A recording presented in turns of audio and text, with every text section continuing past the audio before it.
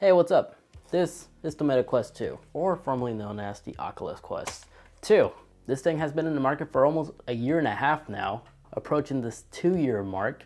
So should you really buy one in 2022? Let's go ahead and discuss. So quick heads up, if you're in a market for one, I highly recommend buying one right now because there is a price increase coming out in August, which will bump the VR headset $100 more. So it's going to be $399 for the entry base one, and then $499 if you need the storage boost up to 256 gigabytes, which is the one I currently have. And with the library games that I have right now installed on my VR headset, I still have plenty of storage, so this should give you a general idea which storage capacity you should go with. Now this price increase also includes the accessories, unfortunately, and the refurbished models. So better act fast, as this was an official post from Meta 2. But that's it for the bad news part. The good news is, in order to set a Meta 2 headset, you need to have a Facebook account to link to your VR headset. That no longer will be the case as well, because next month in August, once more, this is when everything is taking effect. There's going to be no need to actually have a Facebook account in order for somebody to enjoy the Meta Quest 2 VR headset. So that's the good news. But now I'm gonna go ahead and talk about my ownership experience. This thing is absolutely fantastic. Even with the price increase, this will still be a good value VR headset because it's solely independent. There's no need to have external cables, sensors around. All you really need is just a good amount of space to play your games. But not only that, you could even get away with just standing in one dedicated area, as there is a standing mode. And this thing has a lot of safety features, unique features I haven't yet seen other VR headsets have. But we'll soon start integrating these on some upcoming models, like the PlayStation VR 2, said to also have some type of pass-through mode. Well, this thing had pass-through mode over a year ago. Just giving you an idea how advanced the Quest 2 is compared to its competitors. So yes, this was formerly known as the Oculus Quest 2. I much rather call it that, to be honest, because Meta Quest 2 just sounds weird. And the only differences between the Meta box and the Oculus Quest box is just the logo. Even the VR headset, its internal hardware and everything is 100% identical to the Quest version. The only noticeable difference is the logo on top. It shows the Meta pretzel, upside down pretzel logo, whereas the Oculus just says Oculus on top. Aside from that, everything else is 100% identical, including its safety features and etc. Now, since I have owned this VR headset from the very beginning when it first got launched, I literally witnessed this thing evolve, as there's a lot of unique features that it didn't have in the past that's now available, and it's all just software really. The VR headset is fully customizable. Your play zone, your VR home, you can select between all these different libraries, and if you use the community-driven side quests, you can actually customize it and have something interesting like Minecraft, as I have right here. The controllers, my overall experience with the controller is, it's amazing. The tracking capabilities is mind-blowing. Even in a very low light environment, these external cameras is able to track everything accurately, especially when it comes to playing first-person shooter games. And if you're concerned about having a hard time finding like AAA title games or games from developers that we know and love, don't worry, they're all now on the Meta Quest, such as Trevor Save the Universe. I really do love this game. If you're into Rick and Morty type of comedy style games, you're definitely gonna love Trevor Save the Universe. The Walking Dead, that's available on the Quest as well. Or if you like Battle Royale style games, Population 1 is a good game that I definitely recommend others to try. But aside from playing games, this thing actually makes an excellent entertaining headset as well, as you could watch Netflix, watch your YouTube videos, or hang out with friends and family in like movie experience based apps like Big Screen, where it really does give you the full cinematic experience. And yes, the VR headset does have speakers integrated on the headset, which point downwards towards your ears. You can find them right here on the side of the headset, but you can always connect external headphones if you need to, as there's a little auxiliary port right here on the side. Now this VR headset does have a lot of unique features, one of which is that yes, you can actually cast everything from the VR headset to the TV, so long as you're using the supported Chromecast.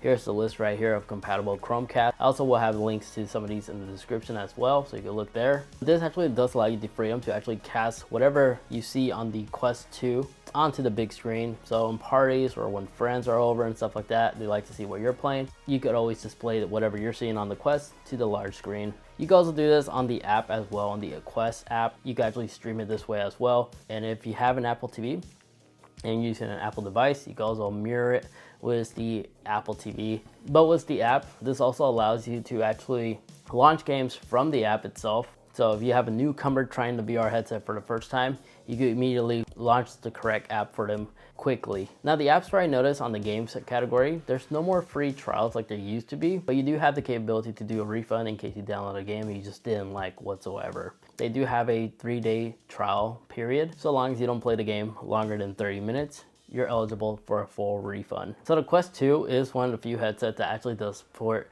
hand tracking capability, which will allow the VR headset to freely navigate the home page with just your fingers, so you could feel even more immersive in VR. You don't have to use the controllers for everything, and there are some games that actually support this finger tracking capabilities, as you can see right here. It works really well. Now the accessories I use day to day, one is this Anchor dock station.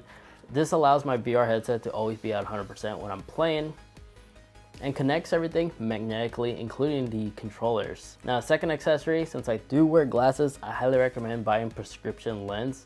And the prescription lens that I constantly use day to day is by VR Waves. These guys have been making prescription lens for quite some time now, ever since the Quest 1 days. And what I like about these designs is that they are held together magnetically, so I can simply just disconnect it like so and give it to a friend who doesn't need glasses or anything like that, instead of having to remove the entire adapter. This design is extremely genius and will also act as protection to protect your VR headset lens from getting scratched and stuff, because this is much easier to replace than having to replace the entire VR headset in general. And it also has some unique features as well, because they have blue light filtering and it's also anti-fog resistant as well. So these are prescription lens that I personally use for that exact reason, because VRing with glasses suck, honestly, especially when you're constantly putting on the headset and taking it back off. And plus, the frames actually put you at risk, possibly scratching your VR lens. I have a link for them in the description, as I do have a discount code from them as well. Then my number 3 accessory I highly recommend is just upgrading the strap on the Quest 2. You don't have to go first party like I did with the Elite. Even some third party nowadays are really good. Just upgrade from the flimsy strap to this one. It just makes taking it on and off easier, and adjusting different head sites more convenient when you just rotate this knob instead of dealing with scraps. Now this VR headset does have some safety features. I already featured some, but there's something that's called the Meta Quest Guardian Boundary System, which allows you to actually draw a grid around your gaming environment to prevent you from like smashing into furniture, smashing into your TV and such. It does an excellent job in doing this. But now recently there was a firmware update that allows users to actually include their sofa in VR. So if you need a place to sit without having to take off your VR headset or guessing where the couch is, you can actually include your couch in VR, which is quite neat. And you can also include your desk as well, because the Oculus Quest actually does support a keyboard, so long as it's compatible. Here's the list right here. But you can actually include your main keyboard in VR, which, once more, this is the reason why this VR headset is one of a kind. I have yet seen any other VR headset with this capability. And then if you want to, you can also include walls as well, as that was a recent firmware update too. Now the pass-through mode feature, this has to be enabled manually, but I really do like this feature. This just simply allows you to actually tap either the right side or the left side of the VR headset twice, and this will toggle the pass-through mode. Everything will be in black and white, but this allows you to actually see your surrounding. You can see everything in black and white, and if you just want to navigate through your room and grab something to drink or something like that, you could do that without taking off the VR headset. Then if you're worried about limited space, maybe you live in a small apartment or something like that, this does support standing mode, as I previously mentioned, and some games are actually fully supported on this. You just have to teleport to navigate through certain levels and such, but you're not limited at all. Just the only thing you cannot do is take the VR headset outdoors in direct sunlight. The sun could damage the cameras as well as the inside screen. So that's a big no-no, but inside like a big garage or something like that, you'll be perfectly fine. And then other unique features is the ability to outline subjects. So if you are in the play zone and like somebody walks through it, cameras will pick that up and will give them an outline while you're gaming, so you don't accidentally smash into them and such. So yeah, this thing is jam-packed with a lot of safety features. And then unlike some other gaming systems, this one actually gives you the full freedom to disable some of these safety features if you wish. So you're not capped or limited to like them telling you how to play your VR game, as this is an Android device, and like a good Android phone, this gives you the freedom to basically modify everything. This also includes the capability to pair a third-party Bluetooth headphone. There's video tutorials how to do that. It's super easy to do, don't worry. And then if you like, side quests is also a thing that's available for the Meta Quest 2, which allows many users to try develop-based games. It also allows you to adjust the performance of the VR headset, and instead of recording that square bezel design, you could actually increase the recording resolution for your gameplay. And if you're a streamer, you can also stream wirelessly to your PC this way as well. And if you're concerned about side quests voiding your warranty and such, don't be. SideQuest is actually in full partnership with MetaQuest 2, as they are part of the community, and many of the game developers test out their games there before they're able to place it on the MetaQuest 2 App Store.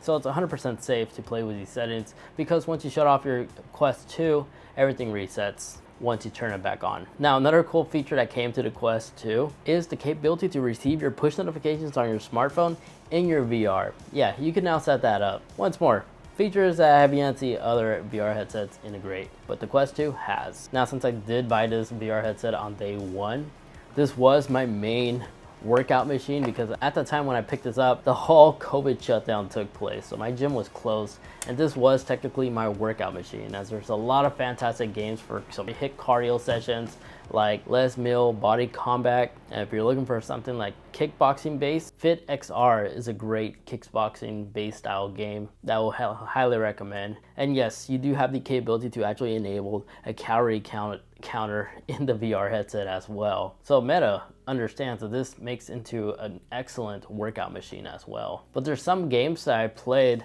that are actually, that I burn like 500 calories easily, one of which is Pistol Whip. During one sit, I could easily burn like 500 calories. But the game library on the Quest 2, there's games for absolutely everybody. If escape room is more of your theme, like puzzle-based style games, I highly recommend you try out I Expect You to Die. It's like an escape room. You have to solve puzzles to escape and make it on time before you die. And then for a recommendation on the game that takes advantage of the hand tracking capabilities, as well as being a good game for kids, Vacation Simulator is also a fun one. It's supernatural when you take away the controller, as you can literally pick up objects by just picking it up with your bare hands, virtually of course, and interact with the game just like so. And if you're looking for like Guitar Hero style games, like archaic style games, Beat Saber is one I highly recommend, and Pistol Whip is a good game too, for not just for working out, but also for a fun archaic first-person shooter. And then Battle Royale games is more up your alley. Again, Population 1 is really great because it's super competitive. You're playing with other real players.